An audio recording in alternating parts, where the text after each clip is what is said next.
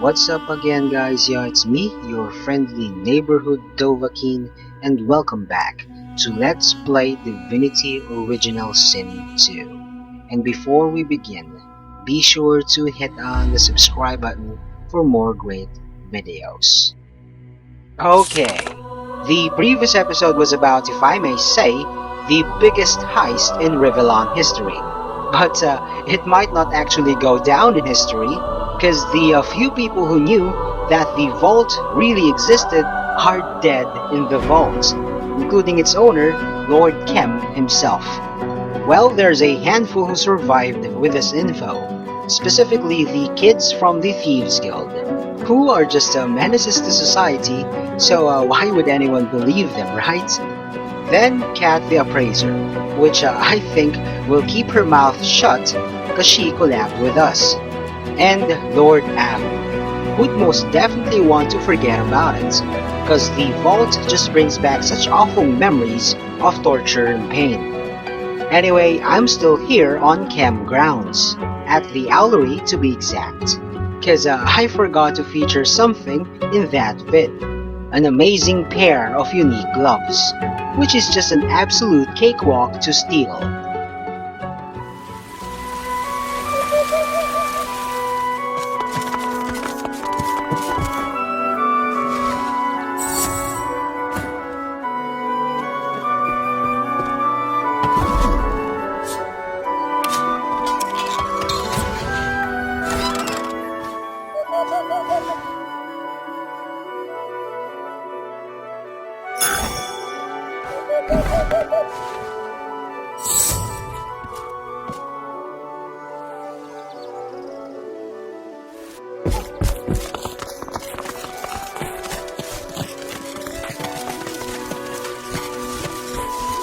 Doctor makes no deals.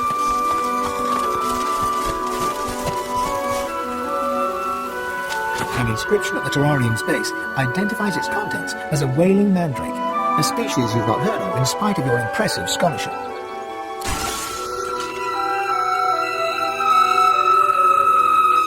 Oh, gods, make it stop! Holy Mother of Divine, that's loud! I won't do much sneaking with this in my pocket. Sorry about that, but it had to be done. This is an Easter egg from Harry Potter.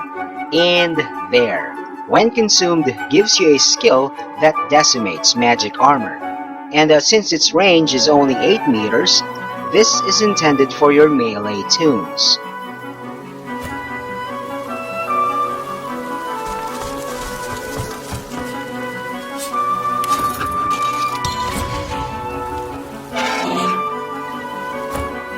Anyhow, before we go to the Lizard Consulate, we'll stop by on something worth featuring as well. Stuff! Beautiful when the garland stuff! By the way, later I'll show my game log for you to see the significance of this bard and his poems. The man in front of me is clad in a ragtag assortment of garb from different cultures. He looks up from repairing a battered instrument to smile and nod at you, one traveller to another.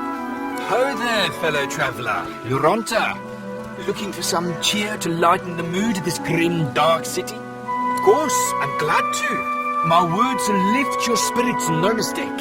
But I need to pay my way, so I'd ask you for a little gold if you have it. What do you say, Rav? And for why do you deserve one, friend? Your style, I like it. So, how about a discount? The poet tips his floppy hat to you as he counts the coin you handed over. Now, what poem do you like to hear? An old classic or one of my originals? Take a seat, Rav. Make yourself at home. Give me a moment to clear my throat and listen. I've walked this earth, each vale and... I like your looks. Can I show you a real one? From forests fair to cities bleak. And in each place I've come to find... I know quality when I see it. And I bet you my did. surest Get friend, to trade. my own mind. From my home in Alaroth, I packed my life out in a cloth. I set my course far on the map. And here I am to tip my cap. My friend here. Yes, and certainly by now, I need not explain the effect of attitude on merchant prices. On a side note, as per his poem selection, choosing a classic gives nothing. So, like what I did, just go directly for an original. Anyway, if you paid him twice, but chose the classic first, the original would then only give 10 attitude points. Alright, now on the Consulate. And since this quest is the conclusion of Red's storyline, his theme will linger henceforth. Anyhow, with or without Red as your companion, your goal here is to get to Sadha, the Red Princess. And to do that, you must find your way to the garden, which is accessed via 2 locked doors, requiring 4 or more points in thievery to open. The hallway door and the twin garden doors. The other doors, by the way, only require mediocre thievery. And as you can see, I've specified where the 2 keys are located if you have low thievery. The problem, however, is that the building is guarded by cursed revenants that thrive and respawn on cursed fire, which is practically everywhere. Yes, if there's a nearby cursed fire surface, upon death, they will respawn in it with fully restored stats, so you have to douse all of it. For the more extensive ones, you can connect them with oil, then less to turn them into ordinary fire, then make it rain. For the smaller patches on the other hand, you can use Tornado and Throw Dust, a Geo Huntsman hybrid skill. And speaking of Tornado, my Fane is now wielding this unique staff, which we got back in episode 62, in one of the secret chambers of the Magister Barracks, because the spell's cooldown time is just annoyingly long. Anyhow, you can directly bless the Revenants twice to replace their beneficial Necrofire status with Holy Fire, which prevent them from respawning, but that's an absolute waste of source. By the way, chat with a Paladin Markswaman before getting into the building to gain some EXP. On a side note, the Cursed Revenants, and there are 4 of them, don't give kill EXP. So really, the fastest ways are to simply sneak and lockpick your way into the garden, or jump/teleport onto these spots, then pyramid in the rest of your squad. And my Sibyl, who's a master of larceny, is more than capable of doing any of those ways. However, I just want you to witness how to solve this puzzle in utter perfection. Join us in the end, then let it burn. The Divine will answer, but first we must... This fire's of the Void. Best to wait it out. It'll have to die eventually. Voidwalker. Arcs used to be safe from those things. Not anymore. The lizards inside the Consulate never stood a chance. All the bloody Magister's fault. They could have the dead from here to their butcher's bill. By all means, but if you run into trouble, don't expect me to stick my neck out to help you. I'm not risking my life to save no lizards. There's no one left alive in their sight. He made it. He made it past the flames.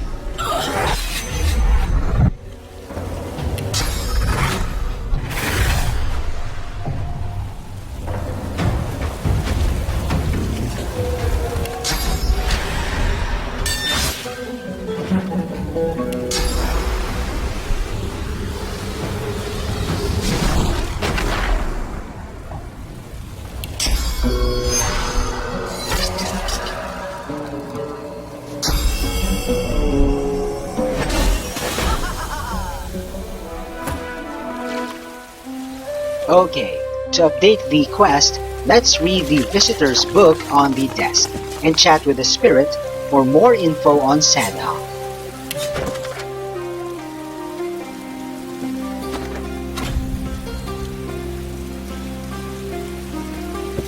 A single rage-wrought thought rolls from the dead lizard's spirit. Those Magister bastards. In the race into battle, you catch a glimpse of a party of notables fleeing the fight. Amongst them, the Dreamers, and a beautiful woman with skin of the bloodiest red. You feel his pain as he tries to resist. His thoughts pass before you, into you, as he fights the inevitable. You bastard, you traitor, you liar, you dark evil monster, you monster, you monster, you monster. And then, he is gone.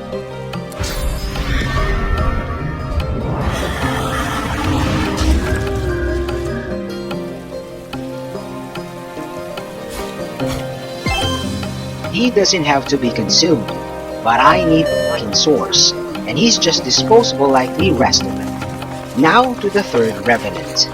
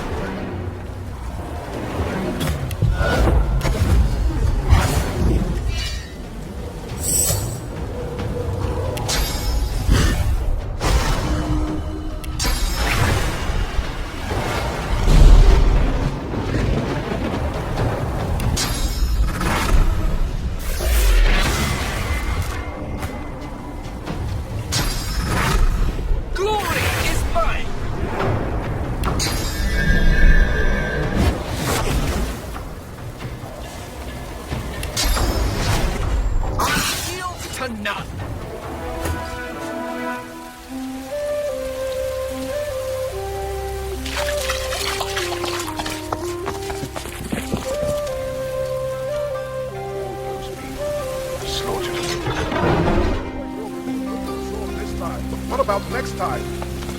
Where's next? Did these go to the school? Nowhere's safe.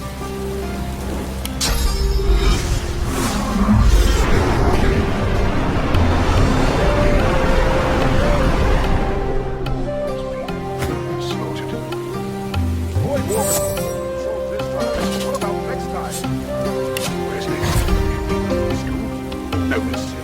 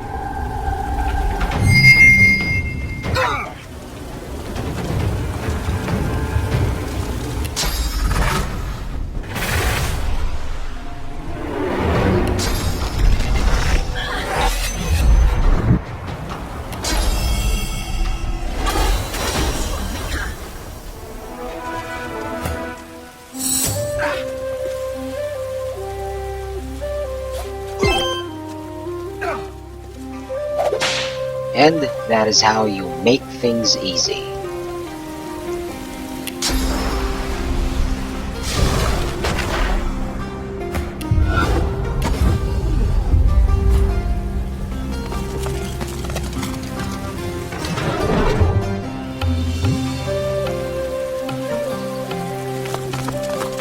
Beyond at least is unscathed. I mentioned earlier that you can jump your way in here, and if that's what you did, just make sure to go near the bridges by the twin doors to get that nearly 54k EXP. Alright, before we enter the Portal of Dreams, I'm just gonna point out a couple of brilliant uniques in this area, a sword and a spear.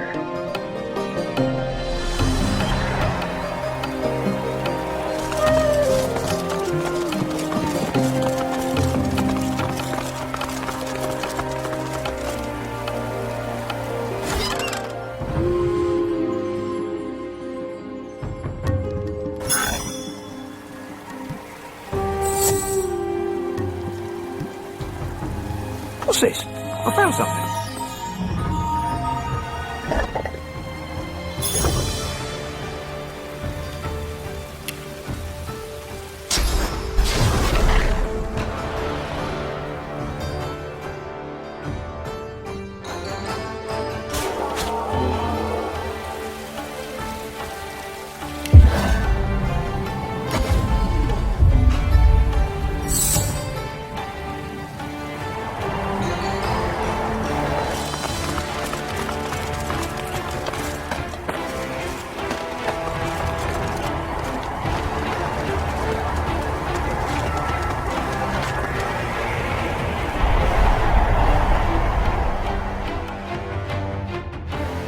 And yes, there's a part 2 of this vid. Anyhow, at first impression, it will seem like this quest is not EXP rich, cause the Revenants were empty-handed.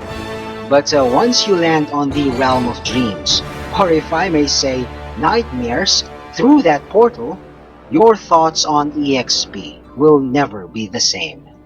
By the way, in the previous vid, we found a source fountain deep within Kem's vault, and by that I meant you should really prepare for the next stage of this quest. Anyway, that was just a quick run, but of course, leave no stone unturned. And stay tuned in for the conclusion of Red's story. And that's all there is for now. Thanks for watching. Also, check out other videos from Sabbath Clan Philippines and subscribe. See you on my next vid. Peace out.